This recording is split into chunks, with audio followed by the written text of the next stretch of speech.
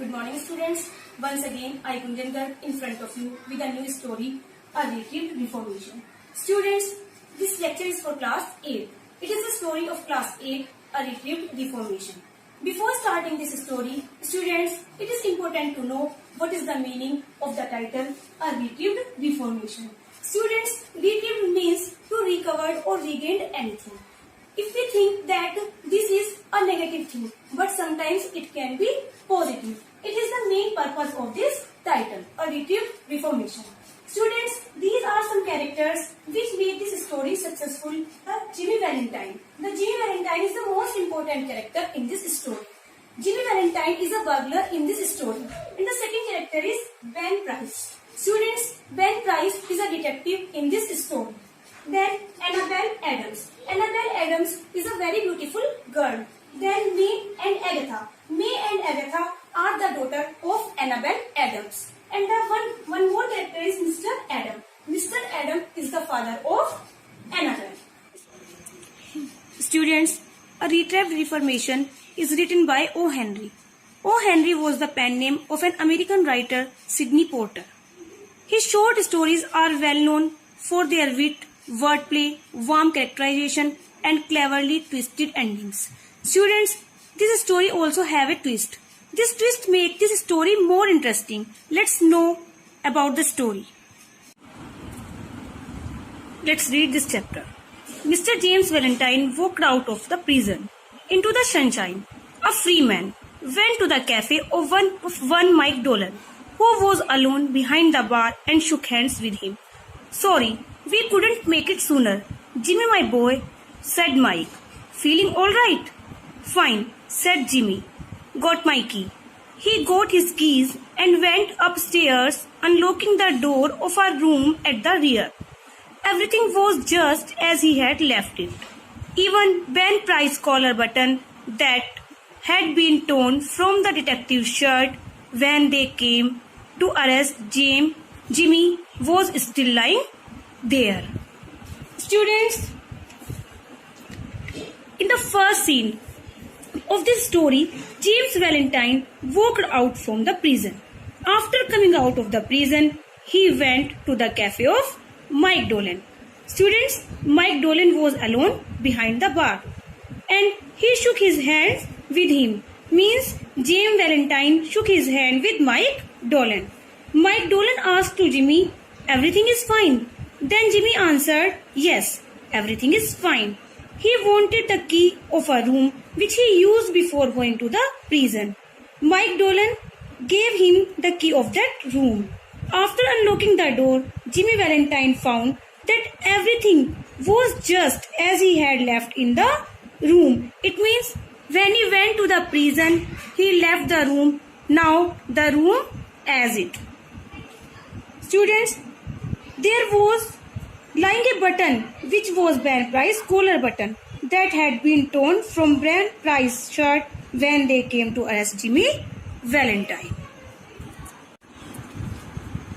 Jimmy pulled aside a panel in the wall and dragged out a dust-covered suitcase. He opened it and gazed fondly at the finest set of burglars' tools in the country. Shortly after the release of Valentine, there were neat jobs of safe burglary with no clue to the thief. The losses mounted and were now high enough to bring the matter up into Ben Price's class of work. Students, as you are seeing in this picture, after seeing all these things in the room, Jimmy pulled a panel in the wall and dragged out a dusty covered suitcase. When he opened that suitcase, he felt happy because in that suitcase there were tools of a burglar. The tools were the finest in the country. After releasing Jimmy Valentine, there were again safe burglary started. The burglary was so finest. There were no clue of those burglaries. Then again Ben Price appointed to investigate this case. That's Jim Valentine's work. He's resumed business. He's caught the only clams that can do such a clean job. Yes, I guess I want Mr. Valentine. Students, in a short while, When Price understood that it was only the work of Jimmy, he knew that only Jimmy have such type of tools that could be used in those burglaries. Now Jimmy Valentine wanted again. In the next stanza, one afternoon in Elmore City, Jimmy, looking like an athletic young student just home from college, went down the broad footpath towards the Planters Hotel. Students, in the next scene is the Elmore City. And Jimmy Valentine was looking just like an athletic young student as he was coming from college. Now he was walking towards the Planters Hotel. Then what happened? A young lady crossed the street, passed him at the corner and entered a door over which was a sign, the Elmore Bank. Jimmy Valentine looked into her eyes, forgot what he was and became another man. She lowered her eyes and colored slightly. Young men of Jimmy's style and looks were scarce in Elmore City. Students, at the time when he was walking towards the Planters Hotel, he saw a lady who was crossing the street and entered a door where was a sign, the Elmore Bank. When Jimmy Valentine looked into her eyes, he forgot that he was a burglar. He thought that he was another man. The young lady also looked Jimmy Valentine because in Elmore City there were scores of young men like Jimmy's style. Students, then Jimmy collared a boy that was laughing on the steps of the bank and began to ask him questions about the town, feeding him coins at intervals. By and by, the young lady came out and went her way.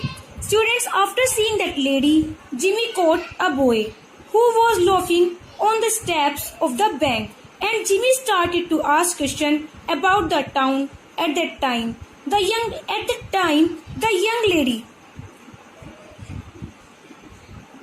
came out and went her way. At that time, the young lady came out of the bank and went her way. Isn't that young lady Polly Simpson? Asked Jimmy.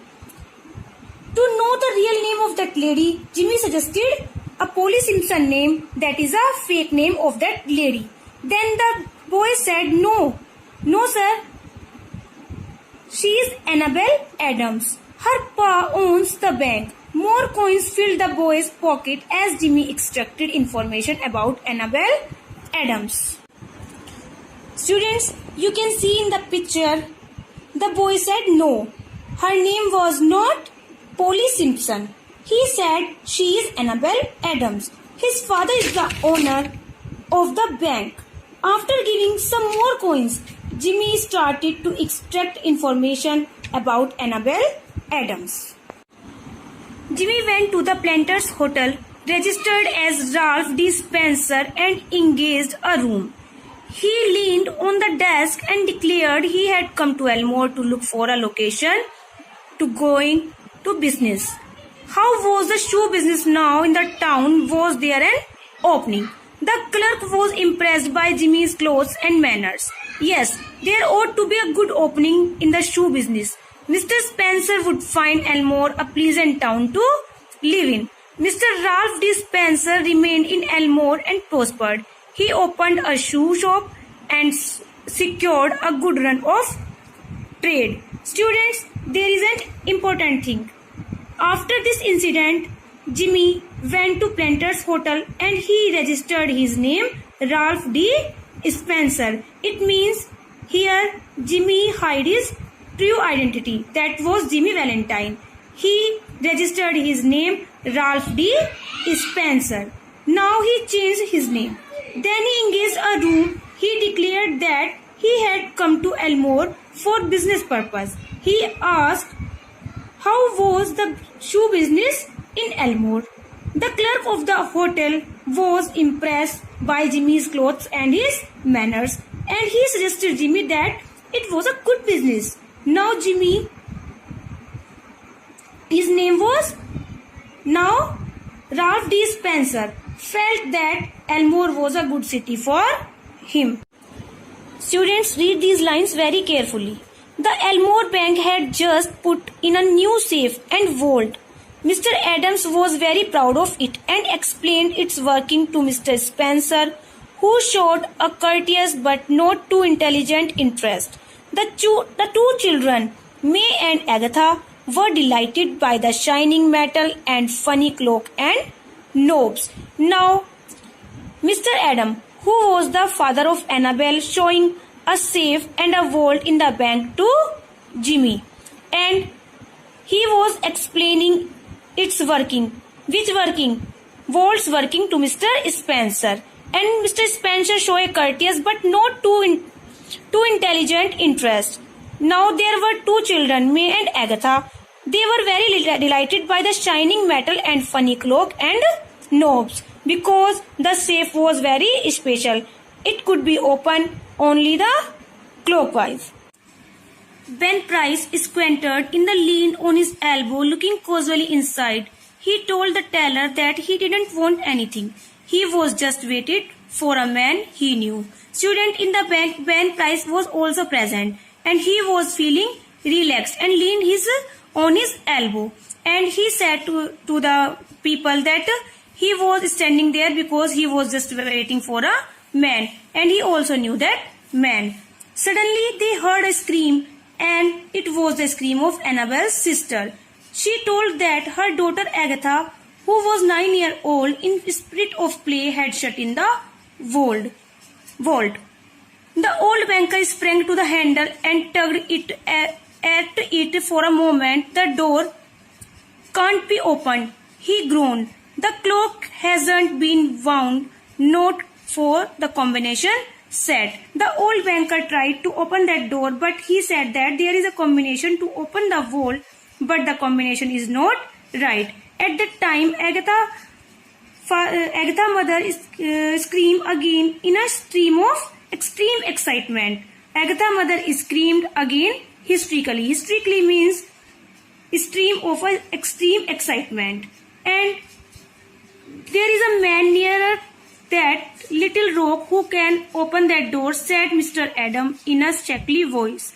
My God, Spencer, what shall we do? That child, she can't stand it long in there. There isn't enough air, and besides, she will go into convulsion from fright. At that time, Mr. Adams said that there is no one in the city who could open the vault. He said that there is suffocation in the vault, and it is very typical situation. Agatha mother frantic now. Now again Agatha mother is frantic. Beat off the door of the vault with her hand. Somebody wildly suggests dynamite. Annabel turned to Jimmy, her large eyes full of anguish but not yet despairing. To a woman, nothing seems quite impossible to the power of the man she worshipped. At that time, Annabel insisted Jimmy Valentine to open that door. Can't you do something, Ralph? Try, won't you? He looked at her with a queer, soft smile on his lips and in his keen eyes.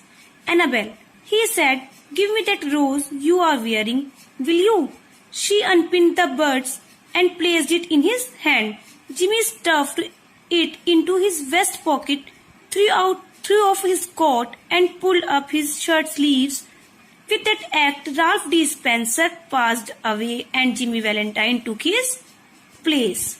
Student, when Annabel insists Ralph to do something, then at last, at the time, Ralph said, give me that rose you are wearing. She unpinned the bud and placed it in his hand. Jimmy put it into his pocket and threw off his coat, and at time, Ralph D. Spencer passed away and Jimmy Valentine took place. This line is very important because Jimmy Valentine, who changed his name Ralph D. Spencer, now again everybody is going to know his identity. Then he said, get away from the door, all of you, he commanded shortly. Then he commanded everybody, get away from the door. Then he set his suitcase on the table and opened it out flat. Then he opened that suitcase which he wanted to give his friend, because now he wanted to lead a simple life. That's why it is the important scene of this. From that time on, he seemed to be unconscious of the presence of anyone else. He laid out the shining, queer implements swiftly and orderly, whistling softly to himself as he always did when at work. Now he was doing work as he wanted to do. In deep silence and immovable, the others watched him as if under a spell. Now everyone was watching him when he was trying to open that vault. In a minute, Jimmy's pad drill was biting smoothly into the steel door. In 10 minutes breaking he on burglary's record. He threw back the bolt and opened the door. As he was setting the record that he can open any vault within 10 minutes. Now again he opened that vault within 10 minutes. Still, it is the twist of this chapter. Agatha, almost collapsed but safe, was gathered into her mother's arms. Now Agatha is saved and now he was in her mother's arms. Jimmy Valentine put on his coat and walked toward the front door. Students, Jimmy was walking towards the door because there was Ben Price who wanted to arrest Jimmy Valentine. He thought he heard a four-way voice that he once knew called Ralph, but he never hesitated. Once the people were saying him Ralph, but he never hesitated because he was going near the Ben Price because he knew that he was Jimmy Valentine. But students, at the door a big man stood somewhat in his way. The big man was Ben Price, but he was standing in his way. "Hello, Ben," said Jimmy, still with his strange smile. "Got around at last, have you? Well, let's go. I don't know that it makes much difference now." Then Ben Price said him that, "I don't know how you take much difference. Guess you are mistaken, Mr. Spencer," he said. "Don't believe I recognize you." Students, it is the twist, because after watching all these things, Ben Price changed himself and he said that, "I don't know who is you, Mr. Spencer." Ben Price turned and strolled down the street, and Ben Price returned back and he not arrested Jimmy Valentine. Students, I hope you understand my video. Stay home, stay safe.